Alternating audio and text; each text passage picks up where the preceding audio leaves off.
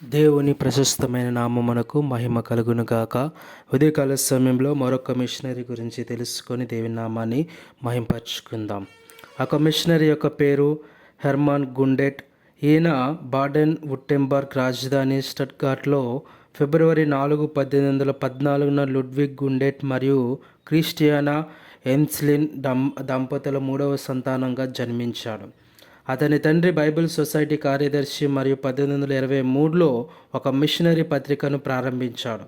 ఇది యువ గుండెట్కు ముద్రణ మరియు ప్రచురణలో మొదటి అనుభవాలను ఇచ్చింది. 5 సంవత్సరాల వయస్సులో హెర్మాన్ స్టట్గార్ట్లోని లాటిన్ పాఠశాలలో ప్రవేశించాడు. 1827లో మౌల్బ్రాన్లోని లోయర్ సెమినరీలో చేరాడు మరియు తర్వాత ట్యూబింగెన్ విశ్వవిద్యాలయంలోని హయ్యర్ సెమినరీ ప్రొటెస్టెంట్స్టిప్లో చేరాడు. 1835లో అతను ట్యూబింగెన్ నుండి ఫిలాజికల్ డాక్టరల్ డిగ్రీని పొందాడు మరియు తన వేదాంత అధ్యయనాలను విజయవంతంగా పూర్తి చేశాడు. తన విద్యాభ్యాసంలో గుండెట్ చిన్న వయస్సులోనే హిబ్రూ, లాటిన్, ఇంగ్లీష్ మరియు ఫ్రెంచ్ భాషలను ప్రావీణ్యం సంపాదించాడు.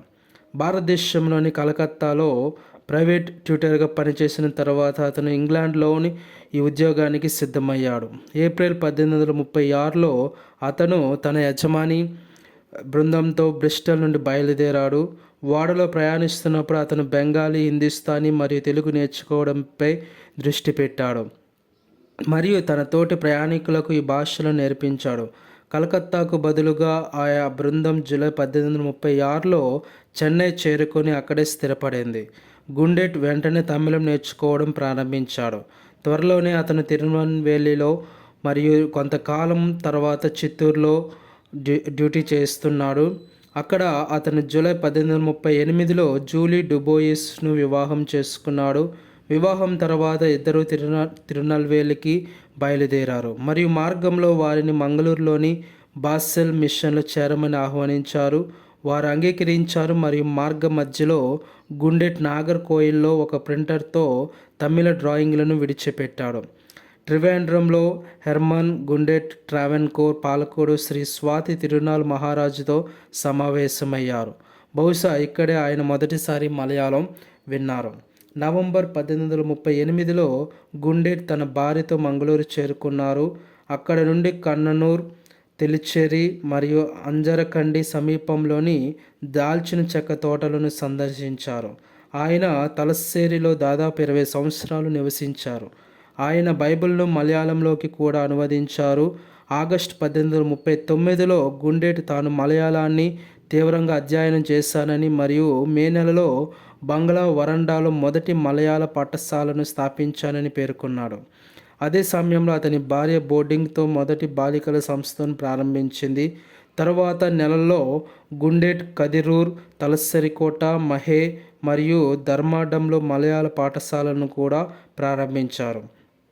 ఈ పాఠశాలలన్నిటినీ క్రమం తప్పకుండా సందర్శించి తదుపరి విద్య కోసం ఉపాధ్యాయులను, ఇల్లిక్కులకు ఆహ్వానించాడు. తెలిచేరి చుట్టుపక్కల గ్రామాలకు ఆయన అనేకసార్లు వెళ్ళినప్పుడు గుండెట్ ప్రజలతో సన్నిహితంగా మెలిగి వీలైనన్ని పదాలు, పదబంధాలు మరియు సామెతలు సేకరించి సువార్తను వ్యాప్తి చేశాడు. ఈ కాలంలో ఆయన మలయాళంలో దాదాపు 13 పుస్తకాలను ప్రచురించారు. తెలిచేరి మరియు మలబార్లోని ఇతర ప్రాంతాల నుండి వచ్చిన పాత మలయాళ పత్రాలు మరియు గ్రంథాలు గుండెట్ సేకరించిన అనేక విషయాలను తర్వాత ట్యూబింగెన్ విశ్వవిద్యాలయానికి ఇచ్చాడు. 1857 ప్రారంభంలో ప్రభుత్వం గుండెట్ను దక్షిణాన కాలికట్ నుండి ఉత్తరాన హుబ్లీ వరకు మలబార్ మరియు కెనరాలోని పాఠశాలలకు మొదటి ఇన్స్పెక్టర్గా నియమించింది. అతను ఉపాధ్యాయులు నియమించాడు. పాఠశాలలు, కళాశాలలు మరియు క్రొత్తగా స్థాపించబడిన మద్రాసు విశ్వవిద్యాలయానికి పాఠ్యపుస్తకాలు రాశాడు మరియు పరీక్షా పత్రాలను కూడా సంకలనం చేశాడు.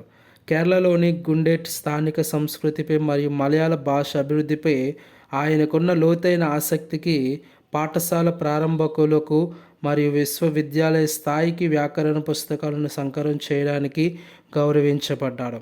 ఈ వ్యాకరణాలు నిజమైన భారతీయ వ్యాకరణానికి సంస్కృతం ఆధారితం కాని ప్రముఖ విధానాలు.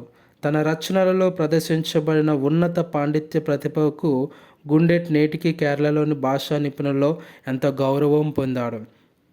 తలసేరి సమీపంలో ఇల్లికున్నులో ఆయన బస చేసిన సమయంలో ఆయన మలయాళం దాదాపు 13 పుస్తకాలను ప్రచురించారు. వీటిలో బైబిల్ అనువాదం హిబ్రూ నుండి పాత నిబంధన మరియు గ్రీక్ నుండి కొత్త నిబంధన ఉన్నాయి. కేరళలోని అతను స్థానిక సంస్కృతి మరియు మలయాళ భాషపై లోతైన ఆసక్తిని కనపరిచాడు. భాష యొక్క క్రమబద్ధమైన వ్యాకరణాన్ని ప్రయత్నించాడు. ఇది భారతీయ వ్యాకరణానికి సంస్కృతేతర ఆధారిత విధానాల్లో ఒకటి. మలయాళం ప్రోటో తమిళ, మలయాళం లేదా ప్రోటో ద్రవిడ నుండి వేరు చేయబడిందని గుండెట్ భావించాడు. రాగి మరియు రాతిపై లభించిన ప్రారంభ శాసనాలు కాకుండా గుండెట్ మలయాళాన్ని సంస్కృత వర్ణమాల కంటే ముందున్న పద్యం అయిన రామచరితం నుండి గుర్తించాడు. భాషా నిపుణుల్లో గుండెట్ ఎంతో గౌరవించబడ్డాడు మరియు ద్రావిడ భాషలపై చేసిన రచనల సమీక్షలు అతని నిఘంటువును స్మారక చిహ్నంగా అభివర్ణించారు. మలయాళ భాషలోకి పూర్తి స్టాఫ్, కామా, సెమికోలన్, కోలన్ మరియు ప్రశ్న గుర్తు అనే విరామ చిహ్నాలను ప్రవేశపెట్టినది ఆయనే. మలయాళం ఇంగ్లీష్ నిఘంటువు అతను 1859లో జర్మనీకి తిరిగి వచ్చాడు. ఇక్కడ నిఘంటువును పూర్తి చేయడానికి అతనికి మరో 10 సంవత్సరాలు పట్టింది. ఈ నిఘంటువులోని అనేక పదాలు ఈ రోజుల్లో కూడా వాడుకలో లేవు, కానీ మలయాళ అభివృద్ధిని అధ్యయనం చేసి వారికి ఇది అమూల్యమైన నిధి. 1859లో గుండెట్ ఆరోగ్యం సరిగ్గా లేకపోవడంతో భారతదేశం విడిచి వెళ్ళవలసి వచ్చింది. కాల్వో బ్లాక్ ఫారెస్ట్లో అతను కాల్వో పబ్లిషింగ్ హౌస్లో చేరి 1862లో దాని డైరెక్టర్ అయ్యాడు. అతను అనేక పుస్తకాలు మరియు వ్యాసాలను అలాగే పిల్లల పత్రికతో సహా అనేక పత్రికలను ప్రచురించారు. జూలీ గుండెట్ 1885 సెప్టెంబర్ 18న కాల్వోలో మరణించాడు మరియు హెర్మన్ గుండెట్ 1893 ఏప్రిల్ 25న మరణించారు. ఇద్దరిని కాల్వో శ్మశాన వాటికలో ఖననం చేశారు. అక్కడ కుటుంబ సమాధి ఇప్పటికీ ఉంది. నోబెల్ గ్రహీత హెర్మన్ హెస్సే తన కుమార్తె మేరీ గుండెట్టి ద్వారా అతని మనవడు. ఈ విధంగా ఆయన తనకు విశేషమైన పరిచర్యను మన భారతదేశంలో ముఖ్యంగా కేరళ ప్రాంతంలో ఆయన ఎంతగానో కృషి చేశాడు. ఆమెన్.